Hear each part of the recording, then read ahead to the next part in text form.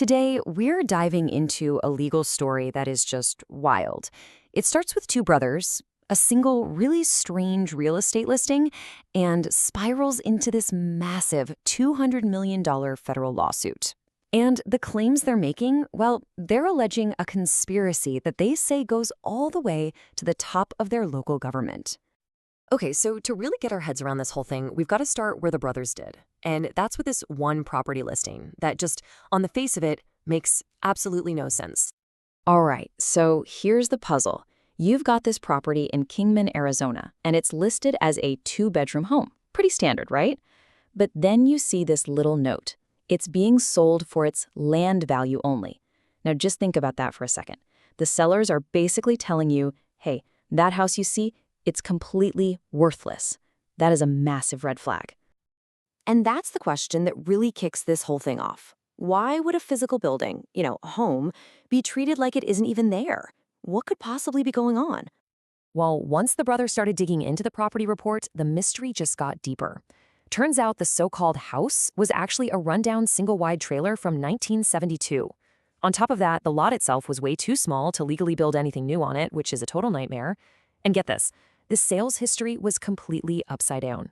The price actually dropped by almost 60% over 20 years. And to top it all off, the last sale has this weird label, Unit 6, which just hints at a messy, confusing ownership situation. But this one bizarre property, it was just the tip of the iceberg. As the Hartl brothers would soon find out, it wasn't an isolated incident. No, it was part of a much bigger, much more disturbing pattern. A pattern they allege was deliberately designed to take away everything they owned. And we're talking about more than just confusing paperwork here. The lawsuit describes this escalating campaign of intimidation, including a series of incredibly suspicious fires. First, in June 2023, a fire hits their Patsy Drive property, right after they get threatened with foreclosure. Then, a year later, another fire. And then in January 2025, that Kingman property we were just talking about, it goes up in flames too. And the investigation is closed almost immediately. The timing here is, well, it's pretty hard to ignore. So as the brothers sifted through all the liens, the foreclosure notices, and the property records, they started noticing something. The same names kept popping up over and over again. Specifically, a private company called E&G Properties, or EAG, and a City of Phoenix project manager named Bettina Games.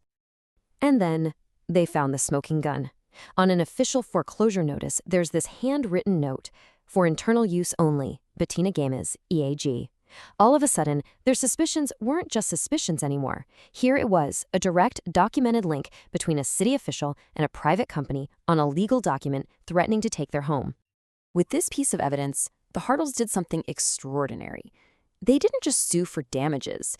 They went all in, filing a massive federal lawsuit claiming there was a coordinated criminal conspiracy at play. Now, the legal core of their case is the Rico Act, and this is really important. The law originally designed to take down the mob. They're not just saying a few bad things happened. They're accusing a whole group of public officials and private companies of forming what's called an association in fact enterprise, basically a criminal organization with the sole purpose of breaking the law for profit. This isn't a simple lawsuit. It's an accusation of organized crime. And just look at the scope of who they're accusing. It's staggering. The lawsuit names the City of Phoenix, Maricopa County, and Mojave County. It names that specific project manager, Bettina Games. It names private real estate firms like E&G and Andrew the Homebuyer. And it even names the title agencies that they claim helped make these supposedly fraudulent transactions look legitimate. So, according to the lawsuit, here's how this game worked. Step 1. The group would target a property, usually one in an area the city was looking to redevelop. Step 2. They'd create fake or invalid liens to basically invent a debt that didn't exist. Step 3. The pressure campaign. We're talking intimidation, insane utility bills, and even, allegedly, arson, all to scare the owners and crash the property's value. And the final step? Use those bogus liens to force a foreclosure and snap up the property for pennies on the dollar. And the lawsuit claims the corruption was literally baked right into the paperwork. They point to official documents, deeds, lien certificates that were notarized by a woman named Cynthia Gastelum. The huge problem? Public records show her notary commission was revoked before she stamped those documents, which would make every single one of them legally fraudulent. But this isn't just about some complex legal theory. The lawsuit paints a really grim picture of the real-world impact this has had on the Hartl brothers. It's a story of manufactured chaos and complete financial ruin. And maybe nothing shows this better than the water bills. For one single billing period, the Hartls get 2 separate bills that add up to more than $68,000. But here's the craziest part. Both bills show they used 0 gallons of water. 0. As you can imagine, the lawsuit says the cumulative effect of all this has been just devastating. The brothers have been forced out of their home. They're now facing another $36,000 water bill.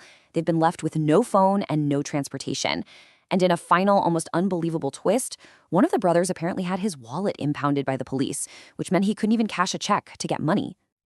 And the lawsuit claims this isn't even the first time they've been targeted. They point to another property they lost back in 2016. It was assessed at $170,000, but was sold for just $87,000, a little over half its value. And they say it happened under a nearly identical scheme with fraudulent liens. So you add it all up, the lost properties, the constant stress, the financial and emotional toll, and it leads to this number. The Hartl brothers are seeking $200 million in damages. But here's where this case gets even more interesting. Their lawsuit isn't just about getting financial compensation. They're actually asking the courts to create brand new legal tools to hold corrupt systems accountable. That's right. They're not just asking for money. They're asking the court to establish 2 totally new legal ideas. The first they call the Hartl doctrine. It would basically say that any court ruling that was obtained through fraud is automatically void. The second one, corporate martial law, is even more radical. It would give federal courts the power to physically remove and replace corrupt government officials who are part of a racketeering scheme. I mean, these are bold, unprecedented requests.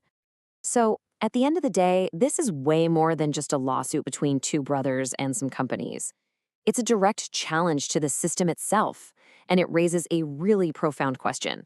When the very institutions that are supposed to provide justice are accused of being part of the crime, what does justice even look like?